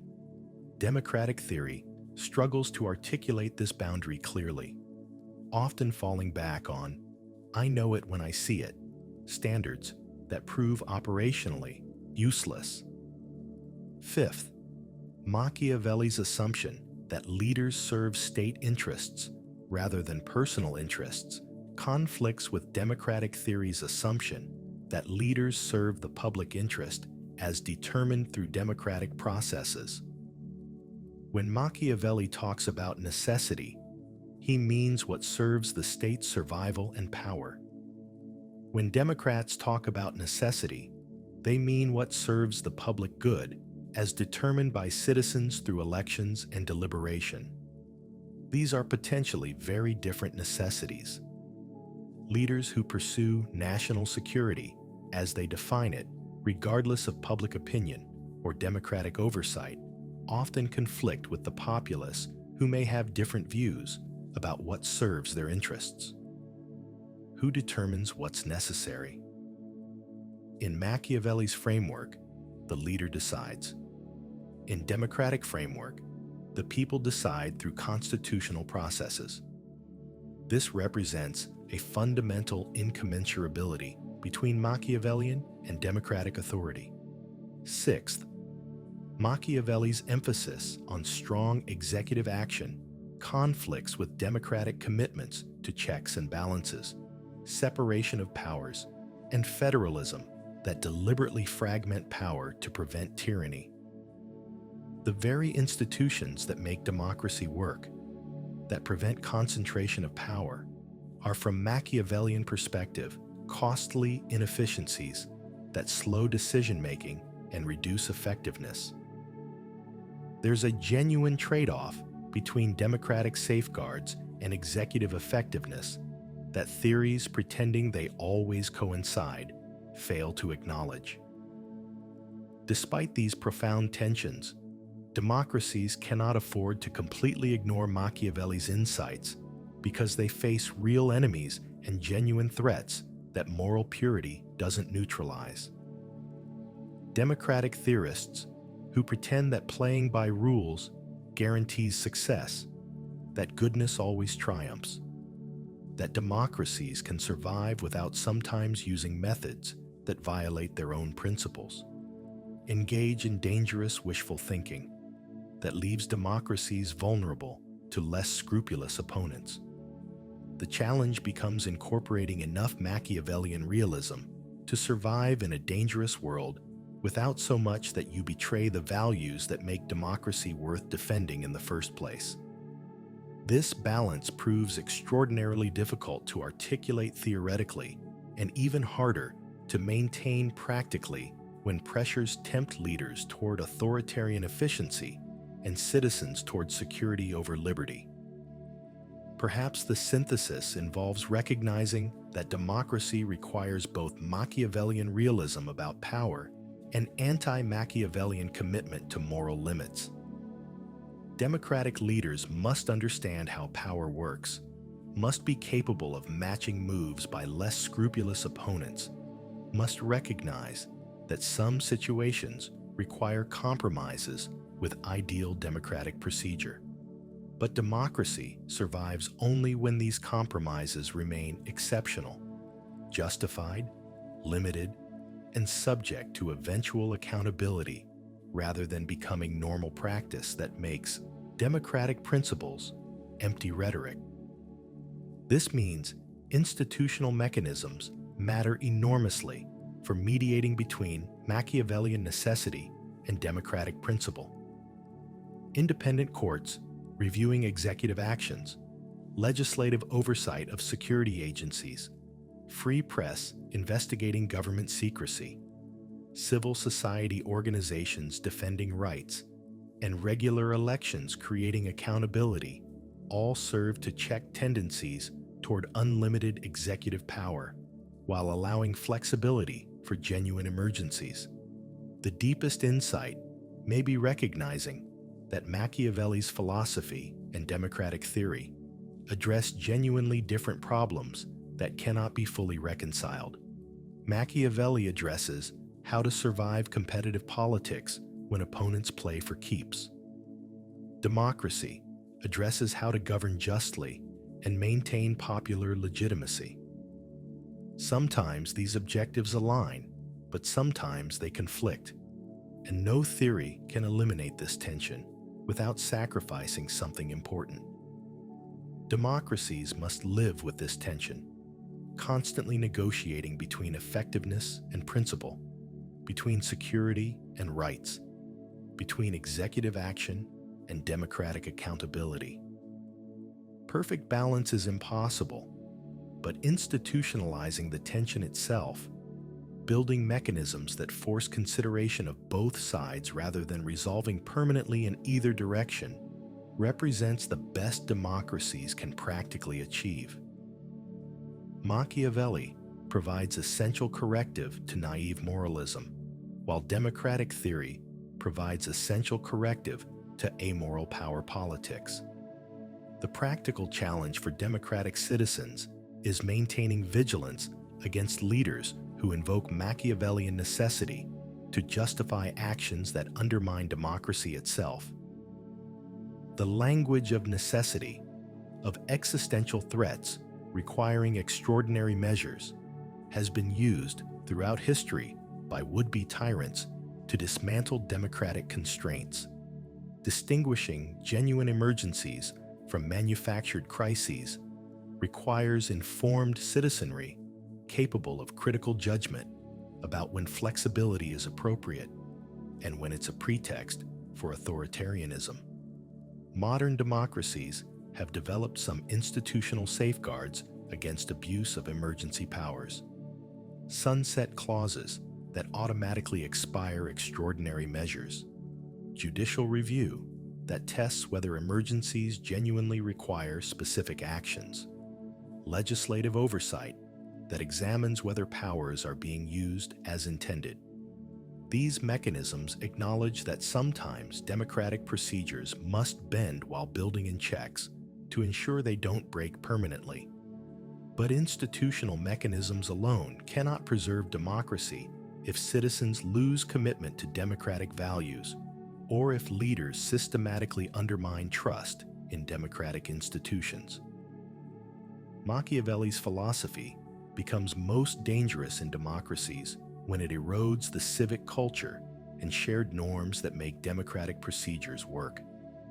If everyone treats politics as pure power competition where only winning matters, democratic institutions become empty shells that function formally while betraying their purposes. The ultimate lesson may be that Machiavelli is valuable for democracies precisely because he's dangerous.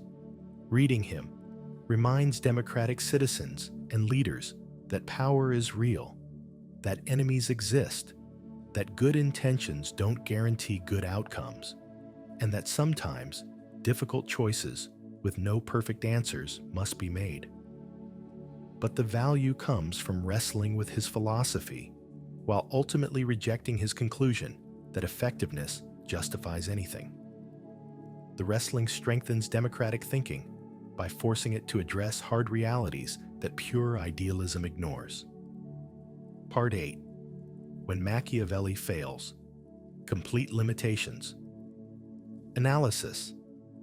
Having examined Machiavelli's principles with both sympathy and critique, we must now systematically address where his philosophy fails completely, where following his advice produces catastrophe, and where his framework misleads more than it illuminates.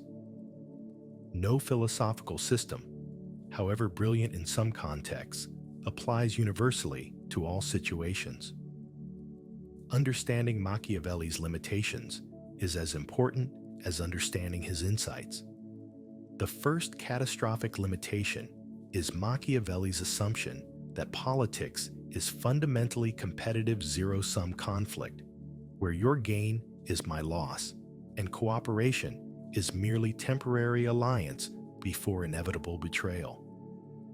This makes sense if you're a Renaissance Italian city-state surrounded by enemies who really do want to conquer you. But it's a terrible framework for modern international relations, where cooperation produces mutual gains through trade, where international institutions coordinate behavior, and where many challenges like climate change or pandemics require genuine cooperation that Machiavellian cynicism undermines. European integration after World War II succeeded precisely by rejecting Machiavellian logic. Rather than treating Germany and France as eternal enemies whose competition was zero-sum, European leaders built institutions for cooperation that made war not just disadvantageous, but literally impossible by integrating economies and creating shared political frameworks. This cooperation produced prosperity and peace that Machiavellian competition had destroyed repeatedly. The success came from transcending rather than following Machiavelli's assumptions about political relationships.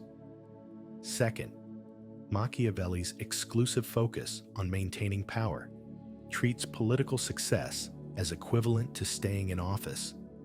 But this ignores that power is instrumental to achieving objectives beyond power itself. Leaders who successfully maintain power while failing to accomplish anything worthwhile have failed at something more important than political competition, even if they win that competition. Leonid Brezhnev ruled the Soviet Union successfully for 18 years using methods Machiavelli would recognize. He maintained power through careful patronage, strategic cruelty, and skillful political maneuvering. Yet his rule was catastrophic for Soviet society, allowing economic stagnation, technological obsolescence, and social decay that ultimately destroyed the system he supposedly protected. By Machiavellian standards, he succeeded brilliantly. By any substantive standard of leadership, he failed miserably. The gap between these evaluations reveals how wrong Machiavelli's success criteria are. Third, Machiavelli's cynical view of human nature as fundamentally selfish and untrustworthy becomes self-fulfilling when leaders act on it. If you treat everyone as potential betrayers, if you manipulate rather than trust, if you use relationships instrumentally, you create exactly the hostile environment you assumed existed. Cynical expectations produce cynical behaviors that validate the original cynicism. High-trust societies where people generally expect cooperation and honesty outperform low-trust societies, where everyone expects betrayal across virtually every metric of economic and social well-being. Leaders who build trust through consistent, honest behavior create conditions for cooperation that leaders following Machiavellian principles of manipulation and deception cannot achieve. Machiavelli's cynicism about human nature may be an accurate description of how people behave in Machiavellian environments, but poor prescription for creating better alternatives. Fourth, Machiavelli's short-term focus on immediate political survival ignores how current actions shape long-term possibilities. Leaders who maintain power today through methods that undermine institutional legitimacy, that corrupt civic culture, that poison political relationships, often create conditions guaranteeing future catastrophe even while securing present stability. Many authoritarian regimes maintained power successfully for decades through Machiavellian methods, but left societies so damaged that transitions became catastrophically violent. Libya after Gaddafi, Iraq after Saddam Hussein, and numerous other examples show how leaders who successfully maintained personal power through eliminating all independent institutions and potential successors created power vacuums that their deaths or removals turned into civil wars. Short-term success in maintaining power produced long-term disaster for the societies they ruled. Fifth, Machiavelli's framework assumes a degree of control over outcomes through intelligent action that reality rarely permits. His emphasis on virtue overcoming fortune, on leaders shaping circumstances through force of will, underestimates how much modern complexity produces emergent phenomena that no individual or government controls regardless of skill. Global financial systems, climate change, pandemic spread, and technological transformation all demonstrate dynamics that exceed anyone's capacity to control through Machiavellian cleverness. The 2008 financial crisis demonstrates this limitation. Many very smart, very skilled people making individually rational decisions produced systemic collapse that nobody intended and nobody could prevent once cascading dynamics began. No amount of Machiavellian virtue would have allowed any individual actor to prevent the crisis because it emerged from complex interactions beyond any single point of control. Modern problems increasingly have this character, requiring systemic responses that Machiavelli's focus on individual leadership cannot address. Sixth, Machiavelli's entire framework rests on assuming leaders act intentionally to achieve considered objectives, but modern neuroscience and psychology reveal that much human behavior, including political behavior, is driven by unconscious processes, cognitive biases, and emotional reactions that conscious deliberation doesn't control. Leaders may think they're acting strategically when actually they're rationalizing emotional reactions or following biases they don't recognize. Psychological research shows that people consistently overestimate how much their actions result from conscious choice rather than unconscious influence. Leaders believe they're making calculated decisions when often they're responding to ego threats, following group loyalties, or satisfying emotional needs. Machiavelli's model of deliberate strategic action doesn't account for how much political behavior isn't actually strategic in this sense. Seventh, Machiavelli's philosophy provides no resources for dealing with genuinely novel situations where historical precedents don't exist. His method involves learning from history, identifying patterns that worked previously, and applying those lessons to present circumstances. But radically new situations, like artificial intelligence, potentially exceeding human capability, or encountering extraterrestrial intelligence, or managing permanent space colonies have no historical precedents to learn from. Machiavelli's historical method becomes useless for unprecedented challenges. Eighth, the philosophy assumes relatively clear boundaries between friends and enemies, between domestic and foreign, between your people and other people. But modern global interconnection blurs all these boundaries. Supply chains cross borders. People hold multiple national identities. Companies are multinational. Problems are transnational. The clear distinctions Machiavelli relies on between self and other, between us and them, become unclear in ways that make his advice about how to treat friends versus enemies difficult to apply.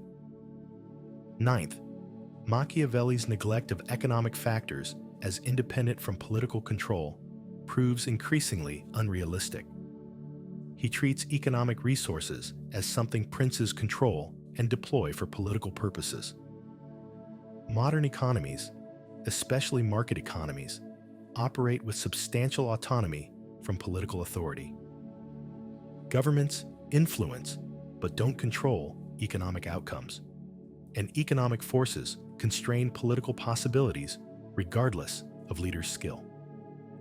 China's economic transformation required not just political leadership, but also market mechanisms, foreign investment, technological transfer, and global supply chain integration that no Chinese leader controlled. The political leadership mattered, but so did economic forces beyond political control. Machiavelli's political-centric view misses how much modern power depends on economic fundamentals that governments influence only partially. 10th, his philosophy cannot account for moral progress and expanding circle of concern that has characterized modern history.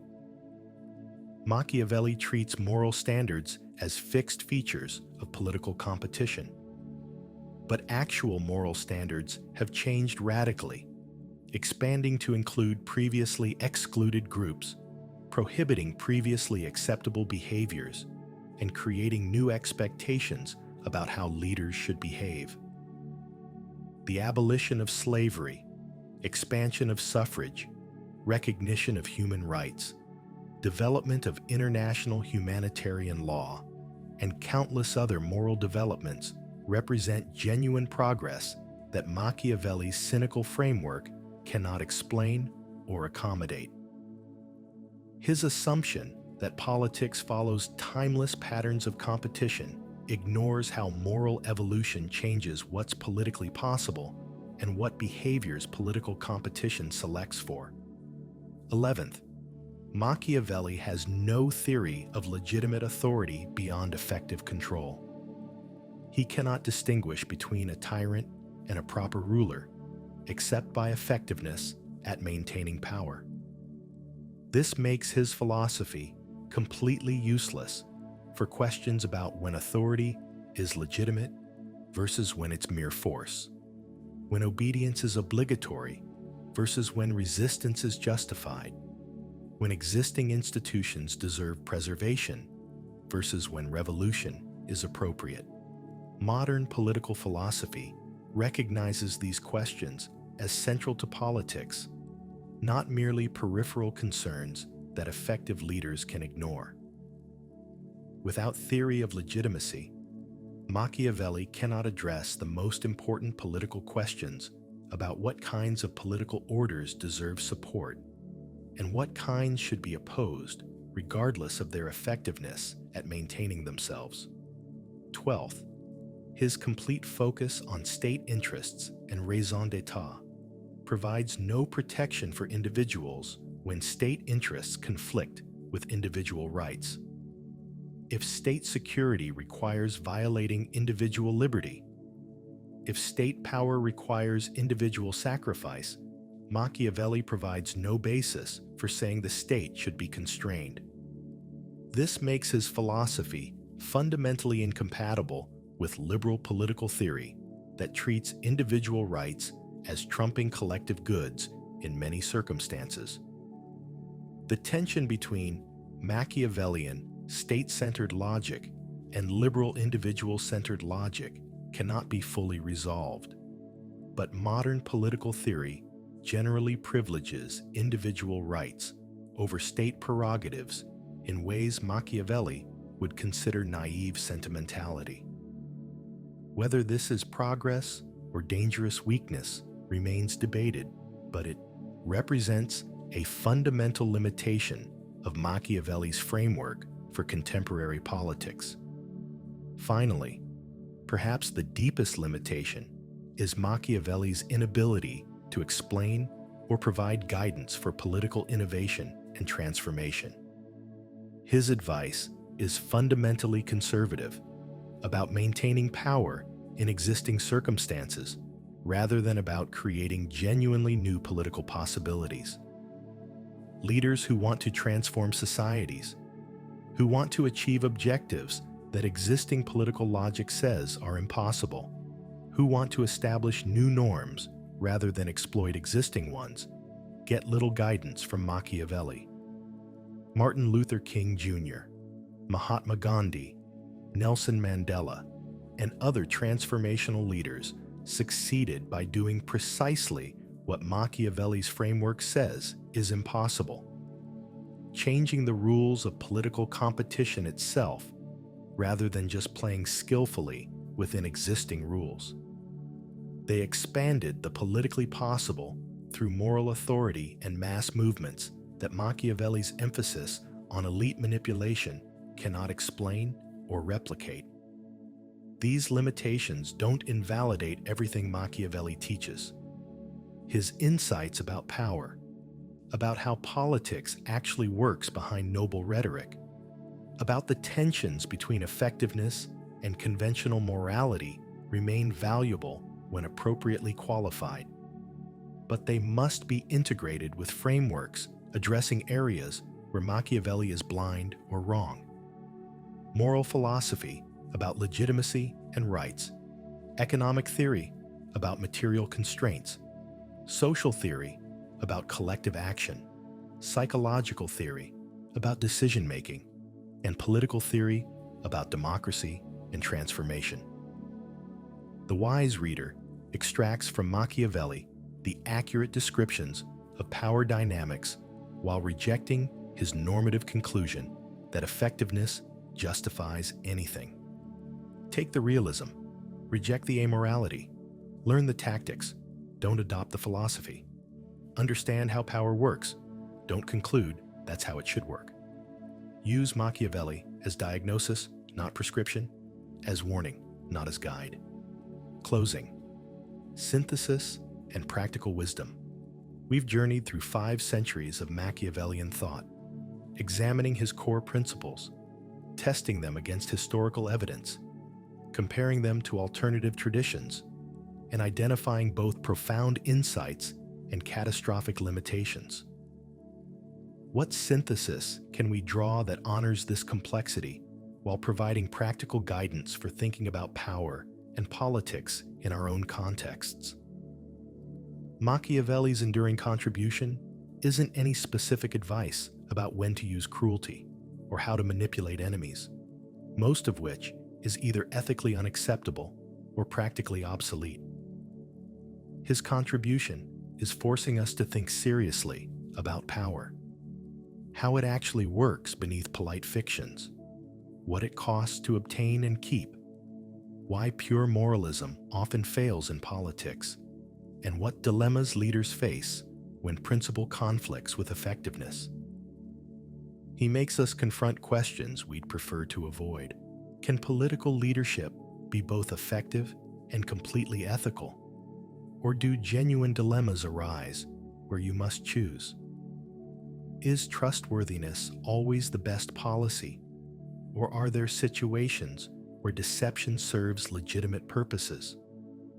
Should we judge leaders primarily by their intentions and methods, or by their results and consequences? Must we sometimes do evil that good may come of it? And if so, What limits should apply? These questions don't have simple answers, which is precisely Machiavelli's point.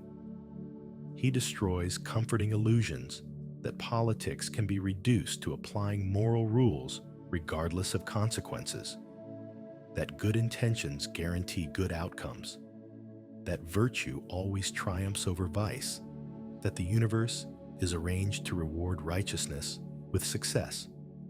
Sometimes good people fail and bad people win.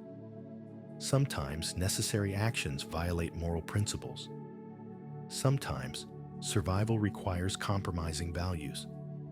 These tragic realities don't disappear because we wish they didn't exist. But Machiavelli goes too far by implying that because pure moralism fails, we should abandon morality entirely in favor of pure effectiveness. This is a false dichotomy. Acknowledging that ethics and effectiveness sometimes conflict doesn't mean effectiveness should always win. Recognizing that political leadership involves moral dilemmas doesn't mean all actions are equally justified by results. Understanding how power works doesn't require approving of how power works. The synthesis requires incorporating Machiavelli's realism about power while rejecting his immoralism about values. This means several things practically. First, maintain moral principles while recognizing they sometimes conflict, and choices between them require judgment rather than formula. Don't pretend rules resolve all situations. Don't claim expediency whenever principles inconvenience you. Recognize genuine dilemmas where both alternatives carry serious moral costs. Then make the best choice possible while acknowledging its imperfection. Second, judge leaders and policies by both means and ends, by both intentions and results. Process matters, not just outcomes. Rights matter, not just effectiveness, but outcomes also matter, not just purity of method. The leader whose policies cause catastrophe while following all procedures properly has still failed the leader who violates procedures, but produces genuine benefits, faces legitimate moral criticism, but maybe not unconditional condemnation. Reality requires balancing multiple criteria rather than reducing to single dimension. Third, build institutions that align self-interest with public good rather than depending on leaders being naturally virtuous. Machiavelli is right that expecting leaders to consistently sacrifice self-interest for others' benefit is unreliable. But the solution is accepting self-interested leadership without constraint. It's creating accountability mechanisms, checks and balances, transparency requirements, and competitive pressures that make serving the public good coincide with serving leaders' interests in maintaining power. Fourth, practice strategic realism while maintaining moral clarity. Understand how power works. Recognize that opponents may not share your scruples. Prepare to defend yourself and your values against those who would destroy them.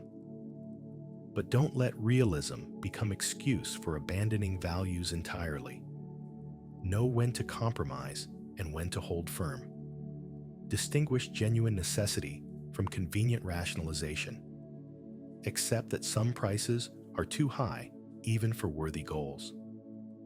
Fifth, distinguish different contexts requiring different approaches. Machiavelli makes more sense for leaders facing existential threats from implacable enemies than for leaders in stable democracies. Managing routine politics. The more desperate circumstances, the more Machiavellian methods may be defensible. The more stable and normal the situation, the more conventional morality should apply. Wisdom involves calibrating approach to circumstances rather than following single philosophy, regardless of context. Sixth, recognize that leadership involves both individual agency and systemic constraints. Leaders matter, their choices shape outcomes. Their character influence assess results. But leaders operate within systems that limit what's possible, that shape available options that produce outcome.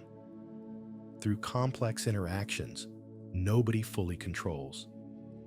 Avoid both extremes of pure great man theory, where leaders determine everything in pure structuralism, where leaders are merely puppets of forces beyond their control. For modern citizens navigating democratic politics, Machiavelli teaches skepticism about political rhetoric, while warning against cynicism that assumes all politicians are equally corrupt. Demand accountability while recognizing imperfect leaders may be doing their best in difficult circumstances. Maintain moral standards while allowing for human fallibility and genuine dilemmas. Vote against tyranny, whether it comes wrapped in moralistic purity or Machiavellian effectiveness for business leaders. Machiavelli's insights about competition and strategy have some relevance, but must be heavily qualified. Business isn't war, despite military metaphors.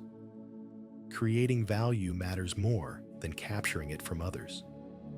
Long-term relationships built on trust often produce better results than one-time victories through manipulation. Treating employees instrumentally produces worse outcomes than treating them as humans worthy of respect. The marketplace rewards genuine value creation more reliably than Machiavellian scheming, even if cunning sometimes wins short-term for personal life. Machiavellian philosophy is mostly toxic. Don't manipulate.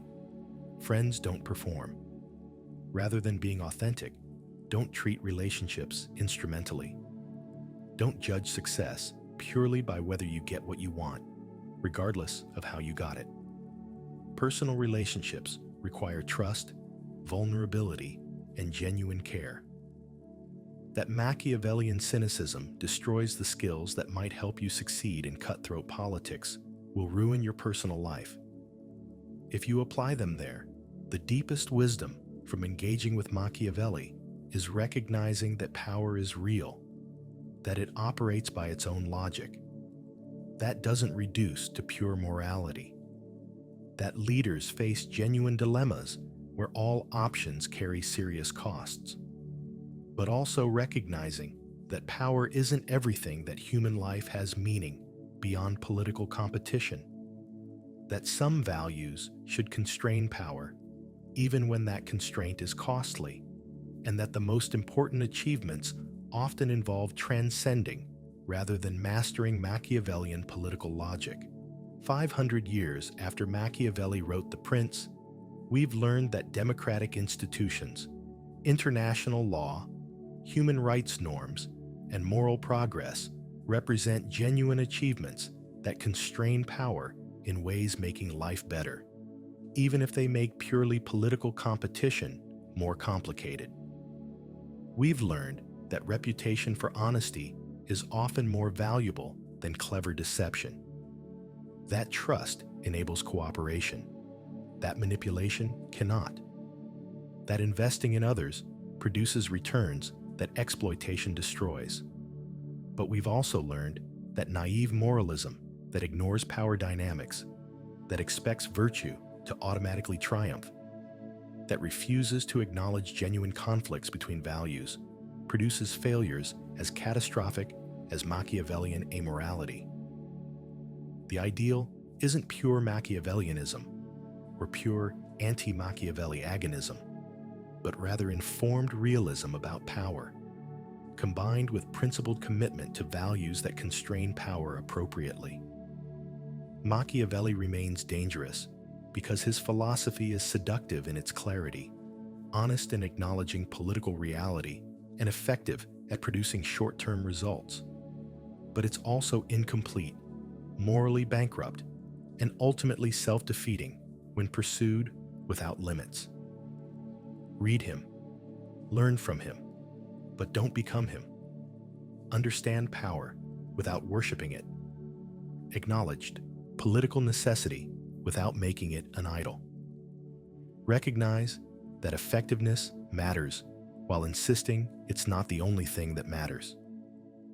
The relationship between power and principle, between effectiveness and ethics, between political reality and moral idealism will remain tense as long as politics exists. Machiavelli illuminates one side of this tension brilliantly while being nearly blind to the other side. Wisdom involves seeing both sides clearly living in the tension without resolving it falsely in either direction and making the best choices possible in each situation while accepting that perfection is impossible. And tragic dilemmas are inevitable. That's Machiavelli's dangerous gift, forcing us to think clearly about power while tempting us to think only about power. Take the clarity, reject the temptation, learn the lessons, resist the philosophy. Understand the world Machiavelli describes while working to create one where his advice becomes less necessary. That's the challenge. He leaves us 5 centuries later,